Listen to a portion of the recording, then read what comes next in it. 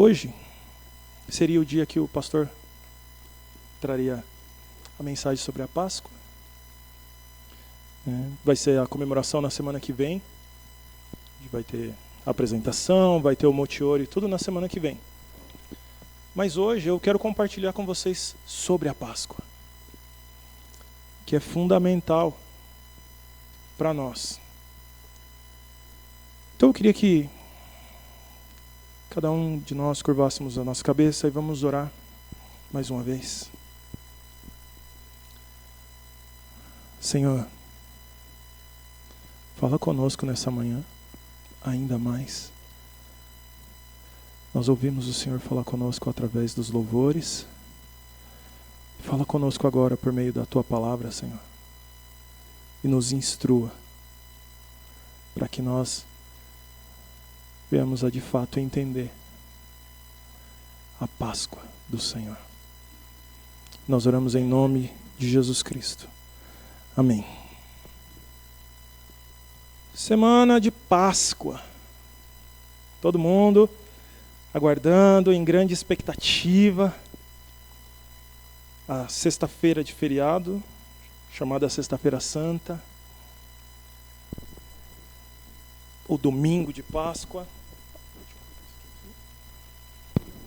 Que todo mundo espera o ano todo, o domingo de Páscoa, para poder comer um chocolate. Fica tranquilo, gente. Eu fico esperando chegar a época da Páscoa para ter um chocolate diferente. Mas a Páscoa, ela não tem a ver com chocolate. Eu quero que a gente já comece a refletir um pouco sobre como foi a última semana. Essa última semana de Jesus antes da crucificação. Porque é importante a gente entender, de fato, por que nós celebramos a Páscoa. E aí, nós vamos trabalhar em vários textos, mas fundamentalmente Mateus 26 e 27 e Êxodo 12. Tá? Então quem quiser já deixar meio ajeitado, porque nós vamos falar sobre muitos textos para entendermos a Páscoa. E a princípio aqui, só para a gente entender qual foi essa última semana de Jesus. Domingo anterior, Mateus 21, é a entrada triunfal de Jesus em Jerusalém. Entrada essa que foi profetizada pelo profeta Zacarias, em Zacarias 9:9. E eu vou ler para vocês, não precisam abrir. O profeta disse: Alegrem-se, ó povo de Sião, exulte, ó preciosa Jerusalém. Vejam, seu rei está chegando. Ele é justo e vitorioso, mas também é humilde e vem montado num jumento, num jumentinho, cria de jumento. Jesus entrou em Jerusalém num jumentinho para cumprir o que foi profetizado pelo profeta Isaías. Isso no domingo anterior. Na segunda-feira acontece a purificação do templo. Sabe aquele dia que Jesus chegou e olhou e viu aquele monte de gente vendendo coisas, fazendo do templo um comércio? Isso está em Mateus 21, de versículos 12 a 16. E Jesus começa a virar as mesas. E aí vem aquela grande frase, versículo 13. Está escrito: a minha casa será chamada casa de oração, mas vocês estão fazendo dela um covil de ladrões. Um dia marcante, que com certeza Jesus incitou o ódio de muita gente que estava ali vendendo e comercializando na igreja. Mas isso aconteceu na segunda-feira. Na terça-feira, Jesus faz o sermão escatológico de Mateus 24, falando do fim dos tempos. Que haveriam guerras e rumores de guerra, haveriam tremores, seriam nação contra nação, seriam pai contra filho, filho contra pai, falsos cristos se levantariam. Ele falou sobre isso na terça-feira daquela semana. Na quarta-feira, Jesus é ungido pela mulher em Betânia, que ela derrama o perfume caro e os discípulos se revoltam. Senhor, mas eu devia ter vendido. Dava para alimentar muita gente. Isso está em Mateus 26, de versículo 6 ao 16. Mas o interessante é que no versículo 12, Jesus disse assim: ela derramou esse perfume em mim, a fim de preparar meu corpo para o sepultamento. Ele já sabia, ele já tinha até anunciado para eles que aconteceria. Antes mesmo dele voltar para Jerusalém, ele falou: nós vamos para lá, e lá eles vão me matar. Mas nessa mesma quarta-feira, Judas vai fazer o acordo para trair Jesus. Isso está a partir do versículo 14. Que Judas vai lá para negociar. E olha que interessante, porque muitas vezes a gente acha que a Bíblia camufla as coisas, mas quando a gente olha para o texto, olha a conversa que Judas teve. Versículo, Mateus 26, versículo 14 e 15. Então Judas Iscariotes, um dos 12, aos principais sacerdotes e perguntou: quanto vocês me pagarão se eu lhes entregar Jesus? Olha a pergunta. Eu já ouvi muitas vezes falar assim: ah não, mas ele estava pensando que não ia acontecer nada com Jesus. E aí ele ia usar esse dinheiro para alimentar os pobres. Mas quando a gente olha para esse texto e olha para essa pergunta: quanto vocês me pagarão para eu lhes entregar Jesus? Não parece que estava querendo ajudar os pobres. E eles lhes deram 30 moedas de prata. 30 moedas de prata era muito dinheiro. Dinheiro suficiente para se comprar um terreno. Ele não vendeu Jesus por qualquer valor, foi muito dinheiro. Isso aconteceu na quarta-feira. Na quinta-feira, muitas coisas aconteceram. Na quinta e de quinta para sexta. Na quinta-feira teve a comemoração da Páscoa, onde eles preparam a casa e eles comem a ceia. Ali, depois daquela ceia, isso está em Mateus 26, a partir do 17 até o 30. A partir do versículo 31 ao 35, Jesus vai falar com Pedro: Pedro, essa noite ainda você vai me negar 3 vezes, antes que o galo cante. Na sequência disso, Jesus lava os pés dos discípulos. Isso está em João 13. E depois dali, Jesus vai para o jardim do Getsemane, que é no Monte das Oliveiras. Isso está em Mateus 26, do versículo 36 ao 46. E o interessante de Jesus ali, no Getsemane, é que Jesus pega os discípulos e fala: fica aqui, eu vou ali para orar. E a primeira oração que Jesus faz, Mateus ele vai descrever no versículo 39. Ele avançou um pouco, curvou-se o rosto no chão e orou: meu Pai, se for possível, afasta de mim esse cálice. Contudo, que seja feita a tua vontade e não a minha. Jesus ele estava sofrendo com aquilo, né? Outros textos vão dizer que durante essas orações ele até suou sangue, de tão aflito que ele estava. Mas ainda assim, Pai, se possível passa, mas antes seja feita a tua vontade. E Jesus ele volta, os discípulos estão dormindo. E aí Jesus os repreende e fala: vocês não podem vigiar um pouco comigo? E Jesus se afasta pela segunda vez para orar. João 17 vai trazer as orações que Jesus fez. Fez por ele, fez pelos discípulos e fez por aqueles que viriam a crer nele. Está tudo em João capítulo 17. Mas Jesus ora novamente e quando ele volta, os discípulos estão dormindo. Novamente Jesus repreende os discípulos e vai novamente orar. E quando ele volta, os discípulos estão dormindo. Quantas vezes nós dormimos? Mas nessa vez que ele volta e acorda os discípulos, ele diz: chegou a hora. E então, eles se levantam e os guardas chegam. E aí isso está narrando dos versículos 47 ao 56 a prisão de Jesus. Olha, aquele que eu cumprimentar com um beijo, é esse que é Jesus que vocês têm que prender. E Judas vai lá e dá um beijo em Jesus. Então Jesus é preso. Só que a prisão de Jesus foi algo incomum. Na calada da noite, levam ele para o Sinédrio. O Sinédrio era o conselho judaico da época, onde tinham os sacerdotes, mestres da lei, né, os professores no caso, onde tinham autoridades judaicas ali. Era um conselho religioso que ia julgar Jesus ali, de madrugada. Né? Isso não acontece aqui, só quando é necessário.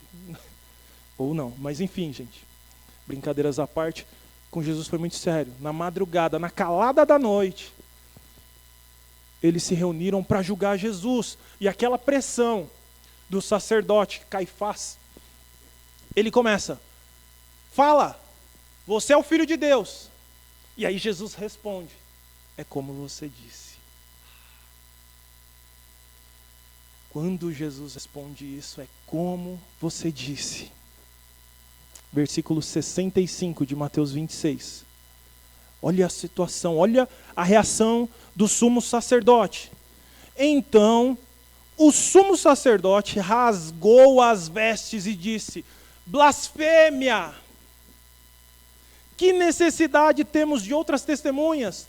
Todos ouviram a blasfêmia. O sacerdote tinha perguntado para ele: você é o Filho de Deus? Ele falou: é como você disse. Você que disse, eu sou como você disse. Mas aí, versículo 66, qual é o veredito? Culpado. Responderam: ele merece morrer. Uau! Ele perguntou se ele era o Filho de Deus, falou: você é o Filho de Deus. Ele falou: é como você diz, blasfêmia merece morrer. Não precisa de mais julgamento nenhum, acabou, já está bom. Pegamos o que tinha, é isso aqui que precisava. Só que não bastava só dizer que ele merece morrer. Olha o versículo 67, para a gente entender tamanha crueldade do ser humano. Versículo 67 de Mateus 26. Então começaram a cuspir no rosto de Jesus e a dar-lhe socos. Alguns lhe davam tapas e zombavam: profetize para nós, Cristo. Quem foi que lhe bateu dessa vez?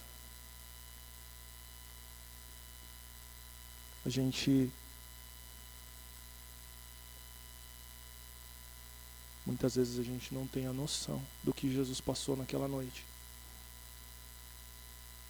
sem ter nenhuma culpa, mas cuspiram no rosto dele, deram socos e tapas. Nessa mesma noite, Pedro vai até lá próximo, na casa de Caifás, do sacerdote, e ele senta do lado de fora. Isso está narrando nos versículos 69 ao 75. E aí uma criada chega para ele, diz: você é um deles. E ele diz: não, eu não sou. Talvez por conta de ter visto tudo o que estava acontecendo, por medo de ser preso também. E aí vem uma outra criada e diz: você é um deles. E aí ele novamente diz: não, eu não sou. E aí, do pessoal que estava em volta ali dele, da fogueira onde ele estava, ele diz: você é um deles. O seu jeito de falar te condena. E para mim, hoje, se alguém falar que eu sou cristão pelo meu jeito de falar, é muito orgulho. Oh, que bom, estão percebendo? Mas o impressionante é que Pedro, ele jura: eu não o conheço. E então o galo canta. E Pedro se lembra que Jesus já tinha dito que ele ia negá-lo. Curiosamente, o galo cantar, tem quem acredite que seja de fato um galo cantando, mas o que é mais comum é o galo cantar é a troca de turno dos soldados que estavam na vigília. Tá? Isso tudo aconteceu na madrugada de quinta para sexta-feira. Sexta-feira de manhã, Pilatos julga Jesus, né? Já que o Sinédrio, o conselho judaico já tinha decidido, ele merece morrer, vamos levar para os romanos, porque é sexta-feira, amanhã é sábado e a gente não pode matá-lo assim, né? Então, vamos lá para os romanos fazer o serviço sujo. Foi basicamente isso. E aí a gente já está no capítulo 27 de Mateus. Pilatos conversa há muito tempo com Jesus ali. E Pilatos percebe, não tem nada que eu possa acusá-lo. Então no versículo 22, antes do versículo 22, Pilatos ele vai falar para os judeus que estavam ali, fazendo aquele motim ali na frente, por causa de Jesus, aquele alvoroço. E ele vai dizer, então é o seguinte, hoje é o dia de soltar alguém.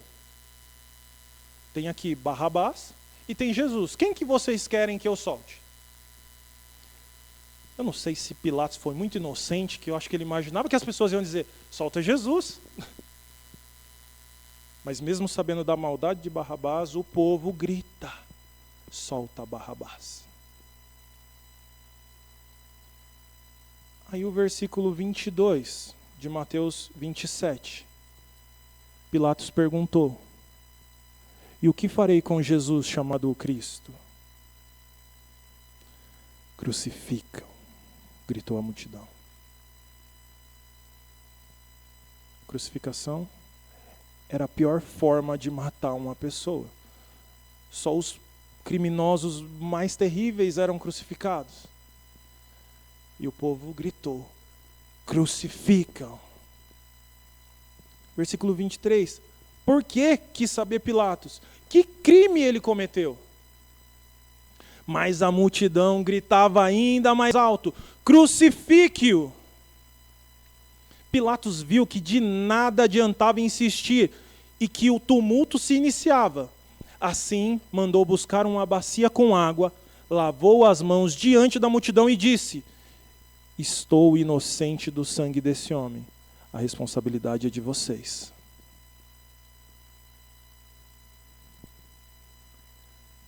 O impressionante é que a dureza do coração do homem, ela não diminui porque ele vai ser responsabilizado por algo. Pilatos já estava ali, para mim ele é inocente. Mas é o que vocês estão pedindo, então eu estou lavando as minhas mãos para que vocês saibam que eu não tenho nada a ver com isso. E aí o versículo 25. Todo o povo gritou em resposta, que nós e os nossos descendentes sejamos responsabilizados pela morte dele. Que nós e os nossos descendentes sejam responsabilizados pela morte dele. Então Pilatos soltou Barrabás. E depois de mandar açoitar Jesus, entregou-o para ser crucificado. Jesus já tinha apanhado lá no Sinédrio, pelos crentes ali, né? Pelos cristãos não, mas pela igreja, vamos pensar assim, pela igreja da época. E aqui, depois de fato ser condenado, Jesus novamente é açoitado. E depois ele é entregue para ser crucificado. Só que como se isso não bastasse, antes dele ser crucificado, os soldados zombam dele. Isso está do versículo 27 ao 31. Versículo 27 diz: alguns dos soldados do governo levaram Jesus ao quartel e chamaram todo o regimento, ou seja, todos os soldados que estavam lá no quartel. Tiraram as roupas de Jesus e puseram nele um manto vermelho. Versículo 29. Teceram uma coroa de espinhos e a colocaram em sua cabeça. Coroa de espinhos que colocaram sobre a cabeça de Jesus, eles dizem que tinham espinhos de 5 centímetros. Ou seja, esse tamanho. Espinhos enormes. Mas a tortura não para por aí. Em sua mão direita, puseram um caniço como se fosse um cedro. E ajoelhavam-se diante dele e zombavam: Salve, Rei dos Judeus. Versículo 30. A maldade do ser humano. Cuspiam nele, tomavam-lhe o caniço da mão e com ele batiam em sua cabeça, que estava com a coroa de espinhos. E pelo texto dizer que eles tomavam o caniço da mão e lhe batiam a cabeça, quer dizer que eles fizeram isso mais de uma vez. Versículo 31. Quando se cansaram de zombar dele, tiraram o manto e o vestiram novamente com suas roupas e então o levaram para ser crucificado. Quando se cansaram,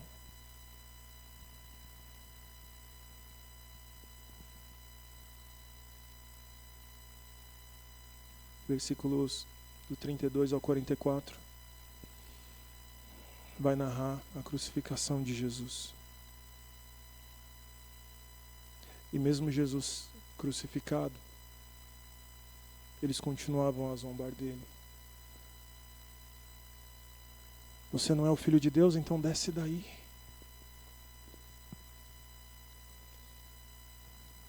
A crucificação aconteceu às 9 horas da manhã. Mãos e pés de Jesus pregados numa cruz. Mas muito mais provável do que o prego na mão tenha sido o prego no pulso. Até porque, por conta do peso, se fosse pregado na mão, o peso do corpo rasgaria a pele e ele cairia da cruz. Então, muito provavelmente, ele foi pregado no pulso. Jesus ficou ali na cruz das 9 da manhã até as 3 horas da tarde da sexta-feira.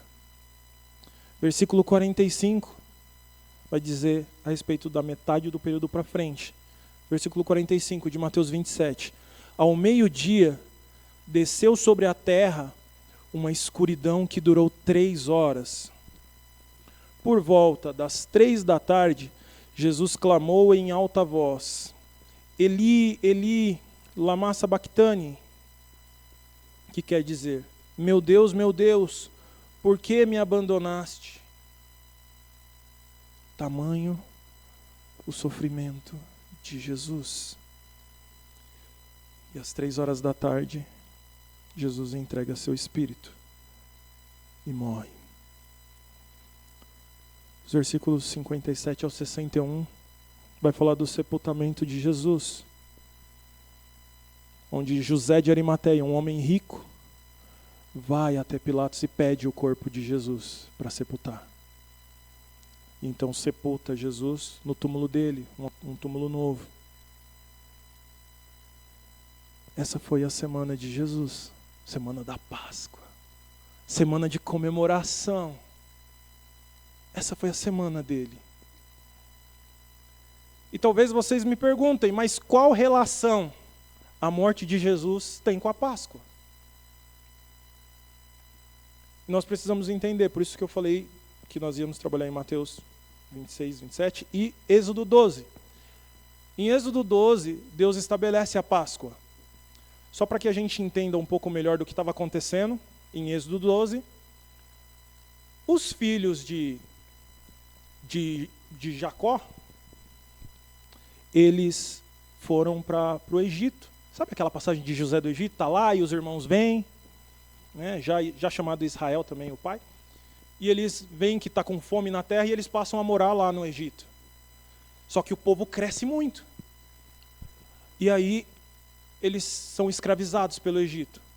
Mais de 400 anos se passa, eles sendo escravos. Deus levanta Moisés como libertador do povo. E o faraó não deixa sair, mas aí começam as pragas, as 10 pragas. Aqui, em Êxodo 12, 9 das 10 já tinham acontecido. Agora, era a 10ª praga, onde o Senhor passaria pelo Egito e mataria todos os primogênitos. Então, Deus aqui no capítulo 12, ele vai estabelecer, olha, vocês vão fazer isso. Vocês vão celebrar a Páscoa. Então se preparem, se vistam, vocês vão pegar um cordeiro ou um cabrito novo de 1 ano e sem defeito. Esse cordeiro vocês vão sacrificar e vão pegar o sangue dele e passar nos batentes das portas das suas casas. E vocês vão ficar lá dentro. Aí vocês vão comer esse cordeiro. E quando eu passar, as casas que tiverem o sangue nos batentes não vão ser atingidos pela morte. Então vocês vão comemorar isso. E aí ele vai também dizer, lá no versículo 14, que essa comemoração deve ser feita anualmente. Precisa ser feita anualmente. Vocês vão se lembrar disso. Versículo 24 de Êxodo 12. Deus vai explicar o motivo do porquê que eles têm que celebrar isso. Êxodo 12, versículo 24. São bastante textos, gente, mas é só para a gente entender o que estava acontecendo por meio da palavra e não só porque eu estou falando. Versículo 24. Diz assim: lembrem-se de que essas instruções são uma lei que vocês e seus descendentes deverão cumprir para sempre. Quando entrarem na terra que o Senhor prometeu, que prometeu lhes dar, continuarão a realizar essa cerimônia. Então seus filhos perguntarão: o que significa essa cerimônia? E vocês responderão: é o sacrifício da Páscoa para o Senhor, pois ele passou por sobre as casas dos israelitas no Egito, e embora tenham abatido os egípcios, poupou nossas famílias. Tem que ser lembrado disso. O Senhor poupou as nossas famílias ali. Versículo 51. É o motivo pelo qual Deus fez isso, essa 10ª praga. Versículo 51 diz assim: naquele mesmo dia, o Senhor tirou Israel da terra do Egito como um exército. A libertação do povo hebreu da escravidão do Egito foi depois de 430 anos. Mas aquilo era uma representação que apontava para a libertação da morte e do pecado por meio de Jesus Cristo. Nós sabemos que porque Adão pecou, todos nós nascemos em pecado. Isso está em Romanos 5,12. E o sacrifício desse cordeiro, ele era essa representação da libertação da morte e da escravidão. E a gente precisa compreender isso, porque muitas das vezes a gente olha só para o sacrifício de Jesus como a libertação da escravidão, e que de fato é. Mas é, antes disso, a libertação da morte. E ali, a gente também precisa compreender que a libertação do povo de Israel do Egito custou uma vida por outra vida. Não foi de graça. Não foi, não, só fica aí de boa que eu vou passar, eu sei quem vocês são. Não, custou uma vida por outra vida. Vocês vão matar um cordeiro para que vocês não morram.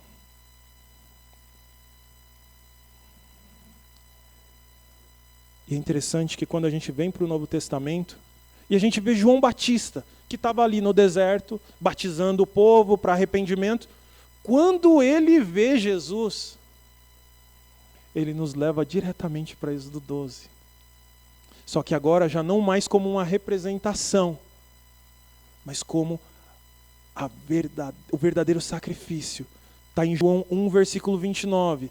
João viu Jesus caminhando em sua direção e disse: vejam, é o Cordeiro de Deus que tira o pecado do mundo.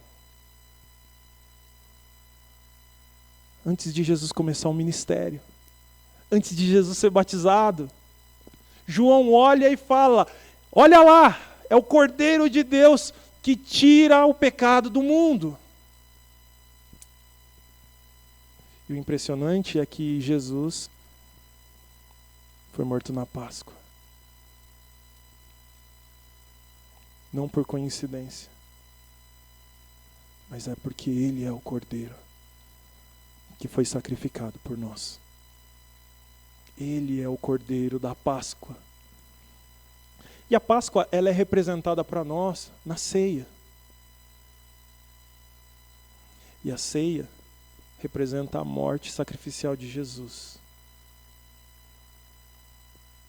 Embora a Páscoa nós só comemoremos uma vez no ano, a ceia todos os meses, mas é a mesma representação. Lembrar-nos do sacrifício de Jesus. E olha que interessante, na quinta-feira, na comemoração da Páscoa de Jesus, versículo 26 de Mateus 26 diz assim: enquanto comiam, Jesus tomou o pão e abençoou. Em seguida, partiu-o em pedaços e deu aos discípulos, dizendo: tomem e comam, porque este é o meu corpo. Então tomou o cálice de vinho e agradeceu a Deus. Depois entregou-o aos discípulos e disse: cada um beba dele, porque este é o meu sangue, que confirma a aliança. Ele é derramado como sacrifício para perdoar os pecados de muitos. Uau! A Bíblia, ela está de acordo desde o Antigo Testamento até o Novo, dizendo sobre a mesma coisa. Lá atrás ela só estava representando, através da vida do povo de Israel, o verdadeiro sacrifício que seria o de Jesus. E aí a palavra do Senhor, ela diz: celebrem a Páscoa, celebrem, é uma lei, celebrem a ceia, isso é um mandamento. E celebrar, gente, nada mais é do que recordar. Celebrar é se lembrar. E Deus, Ele está dizendo: celebrem a Páscoa, celebrem a ceia.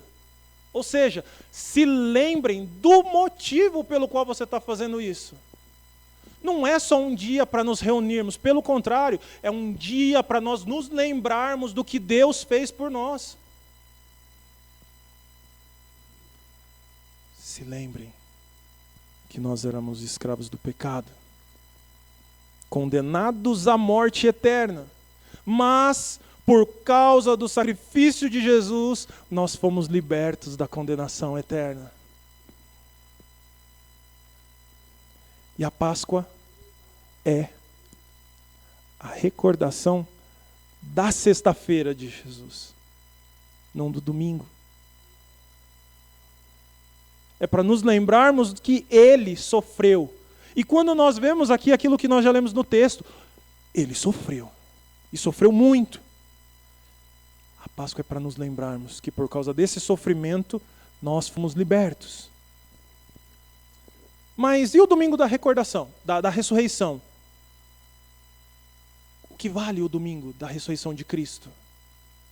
E a ressurreição de Cristo, ela é a prova de que a promessa de vida eterna é real. Jesus ressuscitou para nos provar que nós vamos viver a eternidade com Ele.